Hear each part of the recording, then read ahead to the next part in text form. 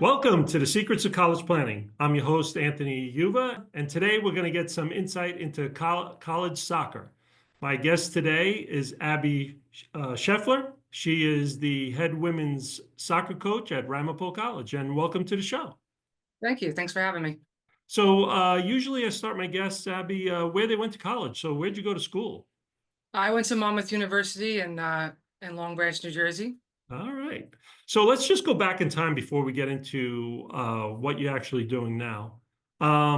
When did it all start for you in high school? Was it freshman year of high school, senior year? When did you start thinking about, hey, I can go to college to go play and study and so on? Good question.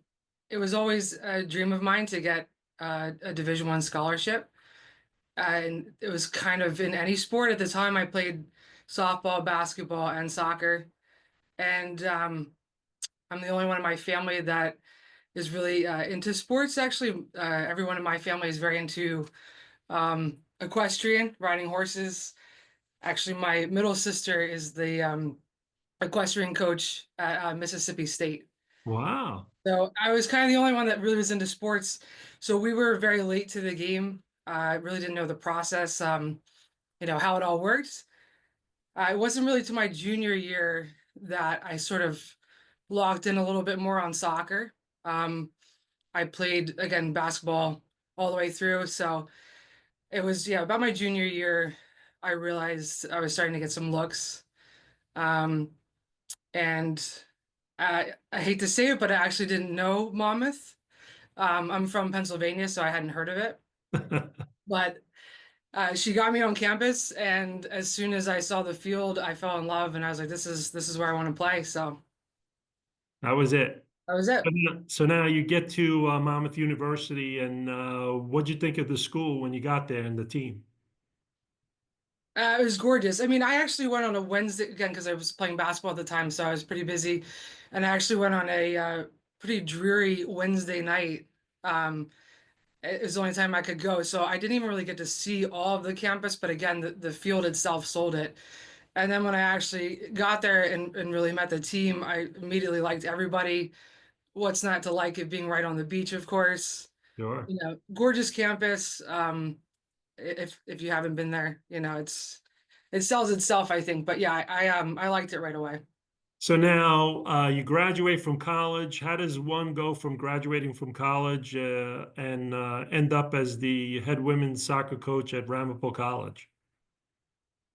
It was a long road. I'm always impressed with my players that, I have a lot of nursing and bio and some teachers, and they go, right from senior year right into their careers. I didn't quite do that. So maybe being the youngest took a little longer to grow up, but I'll skip some of it. But I did a lot of things. I did sales, I did bartending, and then I actually did what my major was, which was political science. I worked for a subcontractor for the Department of Defense doing mapping and imagery, satellite imagery, which was great. I really enjoyed it, but I felt like something was missing, and it finally dawned on me, one, I need to be outside, and two, I just really missed being in the game of soccer. It was such a big part of my life. So to go from that being a part, since you're a kid all the way through, and then now you're in a basement doing mapping, it didn't really work for me. So I took a pretty ridiculous pay cut, and I moved in with a friend in New Jersey, and took an assistant job at Caldwell College Wow. in Okay. Livingston, New Jersey. Yeah. And so you go from Caldwell College to Ramapo? Then I went Caldwell College, and actually I should add right out of college, I was an assistant at Fairleigh Dickinson in Madison.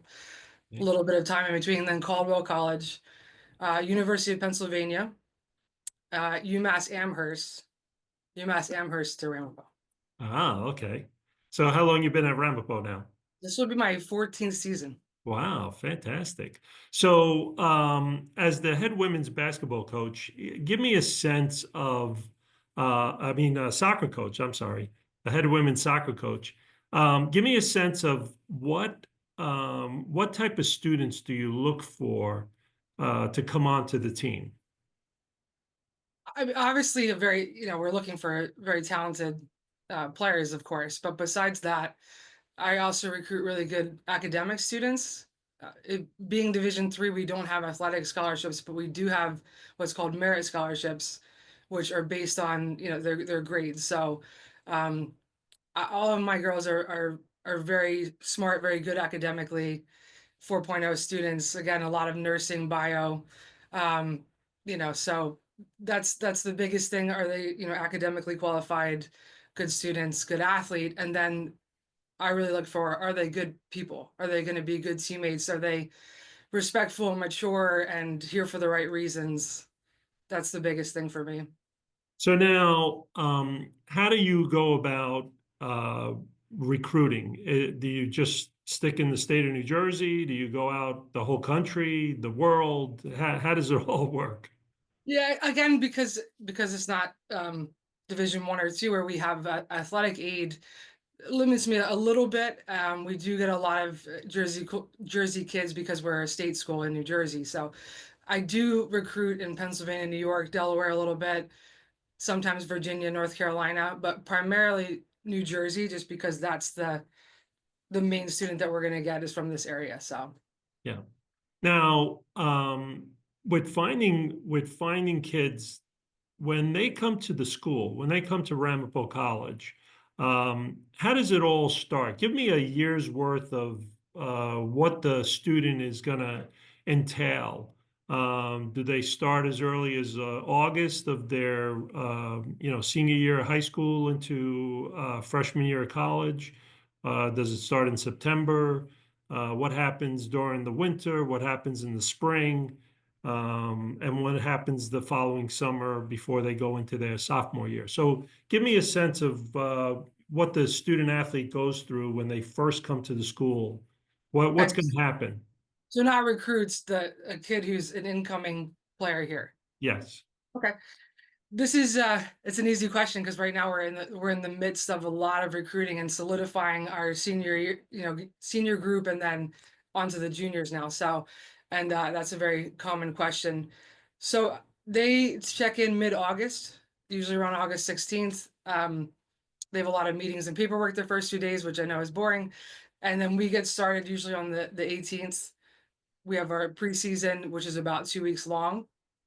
There's 3 scrimmages in there, and then our first game is typically September 1st, and we play all our games Wednesday, Saturday, off Sunday. The other days are practice days, and that goes through November. And then, you know, from December, January, February, they're pretty much on their own, which is a big adjustment compared to, now they're playing high school and club, and it's just rolls right into the next. Yeah. So you said what type of athlete are you looking for? I'm also looking for someone with, intrinsic motivation that is gonna work out on their own. So they come back in January and they start with strength and conditioning with our strength and conditioning coach 3 days a week, and then we start our spring season March 3rd this year. So that goes March through April, one alumni game, one spring game, and then again the summer they're off. So So now, in the fall, that's the main season in the fall. yes, yep. Okay. And so how many games are in the fall? 20 in total. So yeah, like 3 scrimmages, 17 regular games. Okay. And then if they make the NCAA tournament, how many more games to all the way to the championship? All the way to December, was it 6th this year? It just ended, yeah. So that the NCAA championship is December 6th. That's the same for 1, 2, and 3. So Okay. So that's what happens there. And then in the winter months, do you give them some type of like regimen of working out and things of that sort, or they just pretty much on their own and just hang out with mom and dad at home? uh no, they're pretty good about playing. I mean, I do give them a workout, but they also play a lot of futsal, a lot of indoor. I just met with my captain. They're going to play a local indoor place over the winter. A lot of them still have their ties with their club teams too. So over the winter they can go and they can pop in and do training with them. That's good. So, and then in the spring, is it still mandatory? And how many games are there? Yeah, so spring is still mandatory. It's non-traditional season. You get one play date. The alumni game doesn't count as part of that. So we play our alumni game and then a regular season game, which can be a round robin. Sometimes we do, two games in the same day or sometimes just one. But yeah, so 3 days a week practice and then one play date and the alumni game. And then in the summer, between their freshman year into their sophomore year, again, do you give them some kind of regimen that they have to stick to, or are they pretty much just go out and go find a team to go play with? I put a pretty detailed preseason package together, which basically breaks down what they should be doing every single day, from nutrition to the fitness side of it to ball work to everything. We have 3 fitness tests that they have to pass 2 out of the 3 when they come in August, and I do that primarily because if they don't come in fit, you can't do it in 2 weeks. You're gonna get hurt. So the whole point of that is Gotcha. to train all over the summer so that when they come in, they're fit and they're not trying to again pack that into 2 weeks because at some point they're going to get injured if they don't come in fit. Yeah. And they're also doing a disservice to themselves because it's hard to sort of solidify your spot when you're not ready, you're not fit. So and again they all play on club teams, excuse me, U23 teams over the summer. So either with their old club or I find them, a team that they can play for and train throughout the summer. And so what type of girls do you look for? I mean, are they all fast? Are they all aggressive? Are they all a certain size? I mean, it depends a little bit on the position, right? Um, it'd be tough to be a keeper and be say 4'11", right? So, Yeah, but hey, I've also coached girls that maybe 5'3", 5'4", who have an excellent vertical. So it's really more about their athleticism versus, I'm not only going to recruit a 6-foot keeper. It's just do they have the athleticism and the vertical to play it. Same with the center back. Primarily, you want to be a little bit taller so you can win balls out of the air. yeah, Your outside backs, your wing players, they're going to have to do a lot of running, and you're looking for someone who's got a little more pace. right. But it's situational and it's position based. So there's not one, formula. And now academic wise, you said they're most of the girls are 4.0s and good students. How do they keep that? Do you have some type of work management that you do with them? Is there a study program that they do with the team? Yeah, so I make it mandatory anybody under a 3.0 and all incoming freshmen do 3 hours of study hall a week, which is really minimal, but it seems to work or to help because you wouldn't believe how many people are over that. It's they don't want to come down here and do study hall if they can avoid it. So as soon as they have a 3.0, then they don't have to do study hall anymore. You know, I have to say my freshmen again were really good about that. I actually had 15 freshmen this year Wow. and all great kids. I didn't have to get on any of them for their grades or, not attending class. Some years it's a little more challenging. Some people have to be on a little bit more, but for the most part, there's not that many people in study hall.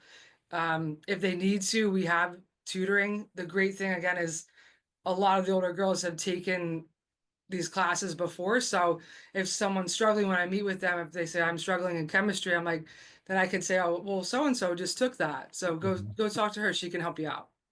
So now, when you find the right students to play on the team, do you find now with all the issues with the NCAA and name, image, and likeness, does that trickle down into the Division III schools these days?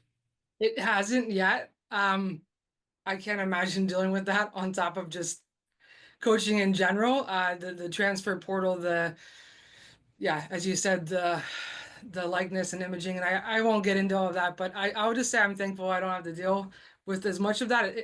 I don't want to say it won't trickle down because I think it will, but I don't think to the scale that Division I deals with. Right. And a lot of parents that watch the show and students that they always talk about school these days are very expensive. And you talked about merit money. Um, do Division III schools have enough where it covers a majority of the cost of school, or do you always see, is there some way that they can do more than just merit money? Is there like a work study program where they can make money there or something else? Yes. Yeah, I always find some way, legally, I might add. Yeah, federal work study, we have that. I have a couple girls that, work on campus to supplement. Again, most of them qualify for some type of merit scholarship. I know very few people get actual, from the FAFSA, actual federal aid. That's Right. hard to qualify for, but there are ways. There's little scholarships here and there, everywhere. And again, federal work study, there's some way that they can help offset the cost a little bit. Some of my girls even they might, room here in the fall, but then not in the spring. Mm. So there's ways around it. I mean, no doubt college it's expensive, but there's I find that most of them get enough help to do it. So now we're coming to the end of our show, and usually I ask my guests, what advice do you want to give to the parents and the students that want to come to Ramapo College? What advice do you want to give to them? Just, email me, write me, myself or my assistant, and we'll come and see you play. That's where it starts. Send me your schedule. We'll invite them to our ID clinics, and we'll see them at some tournament, and then we'll go from there. All right. Well, great. Well, thank you very much for coming on the show. I really appreciate it. Thank you. I appreciate you having me on. Yeah. So you've been watching The Secrets of College Planning. I'm your host, Anthony Uva. Until next time.